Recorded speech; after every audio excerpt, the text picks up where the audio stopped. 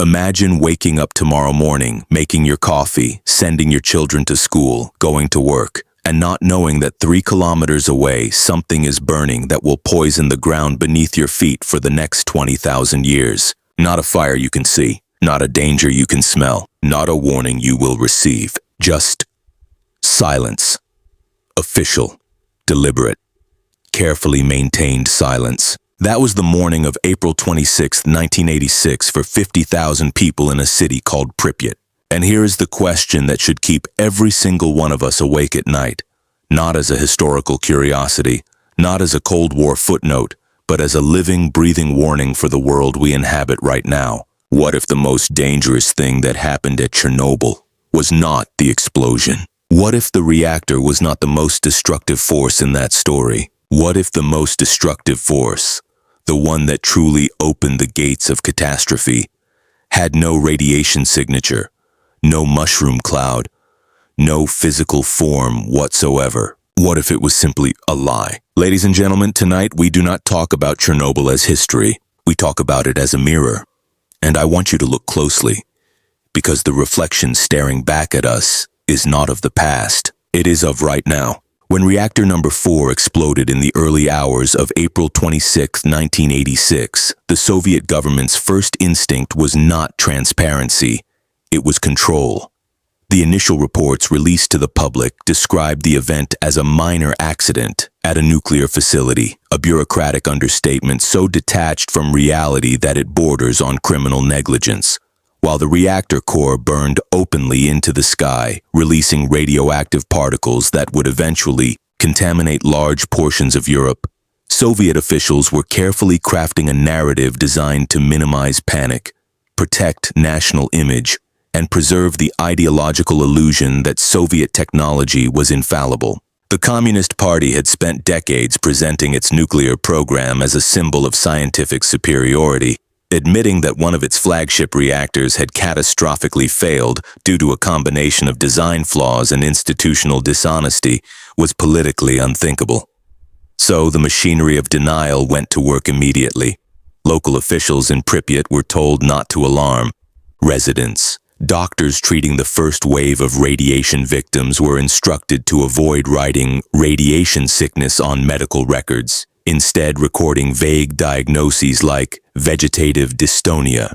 The word radiation itself became dangerous, not because of what it described, but because of what it revealed about a system that had failed its own people. It took 36 hours before the evacuation of Pripyat was ordered.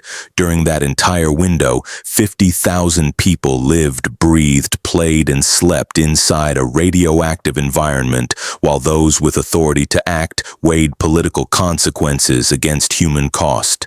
Children played in radioactive dust that settled on playgrounds like harmless snow. A wedding was held in the city that day. Photographs capturing celebration while invisible contamination drifted through the air. Residents noticed an unusual metallic taste, headaches, and a strange glow on the horizon, but received no official warning, no instruction, and no truth. Even after the evacuation, the deception continued at the international level. Soviet authorities waited days before notifying neighboring countries. The world only learned the true scale of the disaster when Swedish nuclear plant workers, arriving at their own facility for a morning shift, triggered radiation alarms on their own bodies. The contamination had traveled across borders on the wind, and Sweden's detection forced Moscow into a partial acknowledgement that could no longer be avoided. The official narrative had collided with physical reality, and reality won. What this reveals is not merely a failure of one government in one moment, but a systemic culture where truth was considered more dangerous than radiation itself, and where the distance between what officials said and what was actually happening could be measured in lives lost. To truly understand what happened inside Reactor Number 4, you must first understand what kind of machine the RBMK reactor actually was, because it was unlike anything operating in the Western world at the time. And its differences were not merely technical curiosities. They were fatal vulnerabilities waiting for the right conditions to reveal themselves. The RBMK, which stands for Reactor Bolshoi Moshchnosti Kanalny, was a Soviet-designed graphite-moderated reactor that used water as a coolant. On paper, it was a powerful and economical design. In practice, it contained a characteristic so dangerous that Western nuclear regulators would never have licensed it for operation. That characteristic was the positive void coefficient, and understanding it requires a brief journey into reactor physics. In most nuclear reactors, when water inside the core heats up and begins to form steam bubbles, called voids, those bubbles actually slow down the nuclear reaction, acting as a natural brake on the system. This is a stabilizing feedback loop. The hotter the reactor gets, the more it naturally restrains itself. The RBMK worked in precisely the opposite direction. When steam formed inside its core, the reaction accelerated rather than slowed. The reactor was designed in a way where overheating did not trigger restraint, it triggered more power. Under normal operating conditions, this flaw was manageable. But push the reactor into the wrong zone, and the positive void coefficient became a death spiral with no exit. On the night of April 25th into April 26th, operators were conducting a safety test to determine whether the reactor's turbines could generate enough electricity to power the emergency cooling pumps during a shutdown. It was supposed to be routine, but a series of delays and human decisions pushed the test into the night shift, handing control to a crew that had not been properly briefed on the procedure. During the test, the reactor was brought to an extremely low power level, far lower than was safe, and when operators attempted to restore power, the reactor behaved unpredictably. They withdrew too many control rods trying to stabilize it, leaving the core in a dangerously unstable state. When the emergency shutdown button, designated AZ5, was finally pressed, it should have ended the reaction. Instead, because of another flaw in the control rod design, the initial insertion of the rods actually caused a brief but catastrophic power surge before any shutdown could occur. Power spiked to an estimated 30 times the reactor's maximum capacity within seconds. The fuel fragmented. Water flashed instantly to steam. The pressure became impossible to contain, and two successive explosions, one steam, one potentially a prompt criticality event, blew the 1,000-ton reactor lid into the air and exposed the burning core to the open atmosphere. The physics that created this catastrophe were not a mystery after the fact. They were a known flaw, documented and suppressed, that finally met the conditions it had always been waiting for. In the weeks and months following the initial explosion, as cleanup crews and scientists carefully picked their way through the wreckage of the destroyed reactor building, they discovered something in the basement corridors beneath Reactor Number 4 that stopped them completely. It was a mass unlike anything that had ever been created or documented in the history of nuclear science. A solidified, flowing formation of melted nuclear fuel, sand, concrete, zirconium, and structural metal that had fused together under temperatures so extreme they were almost incomprehensible. Scientists later called it corium, and its specific formation at Chernobyl was nicknamed the elephant's foot because of the wrinkled, lumpy texture visible in the photographs that were eventually, and bravely, taken of it. To understand how extraordinary this substance was, consider what created it. During the disaster, the reactor core reached temperatures estimated between 1,660 and 2,600 degrees Celsius. At those temperatures, the uranium fuel rods, the graphite moderator, the zirconium cladding, the concrete of the reactor structure, and the sand that had been dropped on the fire from helicopters all melted together into a single flowing radioactive liquid. That liquid burned through the floor of the reactor building and moved downward through the basement levels, eventually cooling and solidifying into the formation that explorers found. The elephant's foot was not just unusual, it was scientifically unprecedented. No laboratory had ever created corium under controlled conditions. No model had predicted its exact composition or behavior. It was a substance born entirely from catastrophe. Its radioactivity was so extreme that direct exposure for even a brief period was lethal. Scientists estimated that standing next to the elephant's foot for 500 seconds, just over 8 minutes, would deliver a radiation dose sufficient to kill within 2 days. For the first few years after the disaster, approaching it at all required lead shielding and was essentially a death sentence carried out slowly.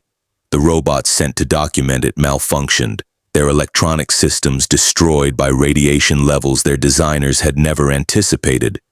The cameras sent to photograph it experienced distorted images as radiation interfered with the film.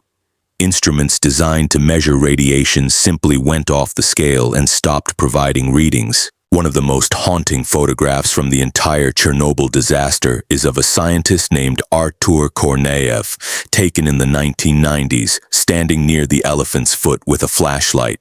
He had visited it many times. The photograph is blurry and grainy, not because of poor equipment, but because radiation was actively distorting the image in real time. Korneyev reportedly said that he knew the visits were shortening his life, but someone had to document it. That photograph, more than almost any other image from the disaster, captures the collision between human courage and inhuman consequence.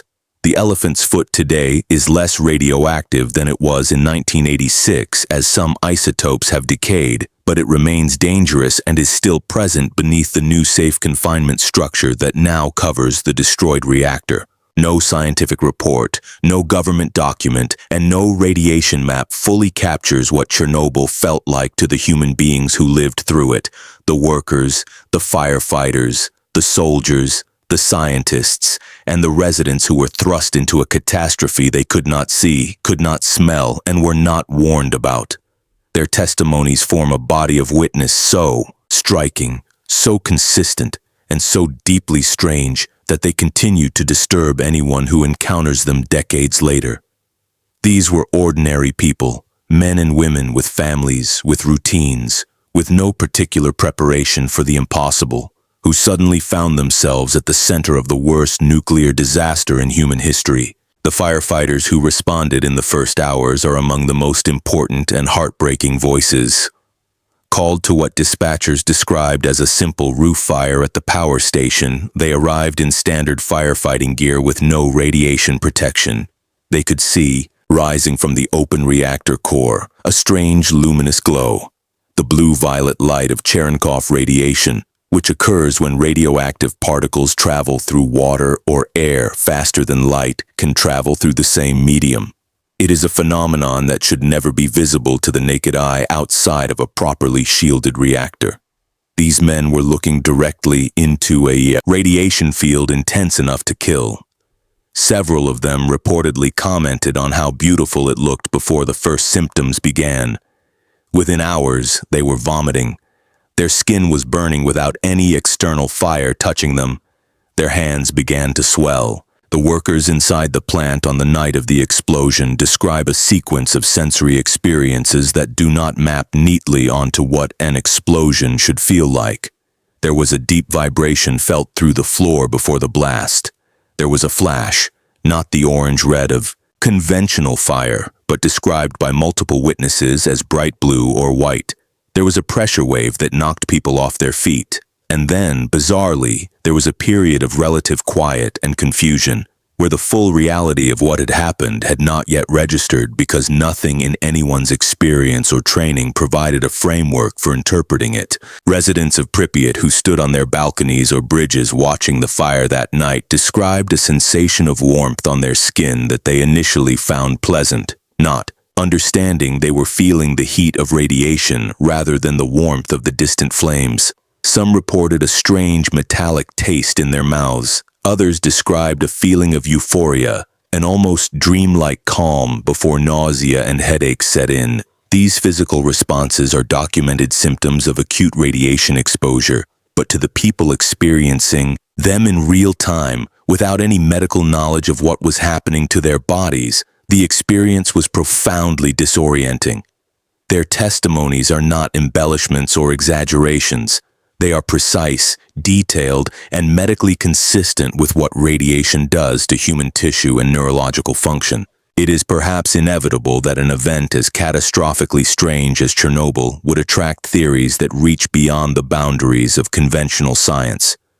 When the observable facts are already so extraordinary, a glow visible from miles away, a substance no one had ever seen before, animals and plants mutating and documented in measurable ways, an entire city, abandoned overnight, the human mind, which is wired to seek patterns and causes, begins to reach for explanations that match the scale of the strangeness. And so, alongside the legitimate scientific and historical record, a parallel body of claims has grown up around Chernobyl that ranges from the merely speculative to the genuinely fantastical. The most persistent of these theories involves the idea that the explosion at Reactor Number 4 did not merely release radiation. It somehow disturbed the structure of physical reality in the area, creating a location where the normal rules of the natural world behave differently.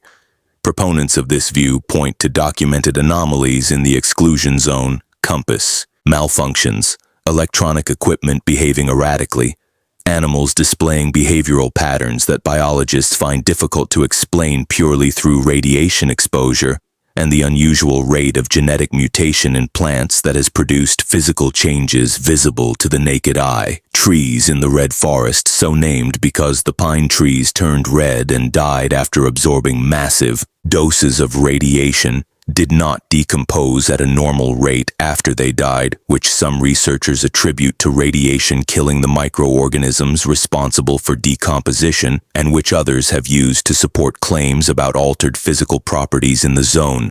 There are also persistent stories from liquidators, the soldiers and workers sent to clean up the disaster site, describing strange psychological experiences in and around the exclusion zone.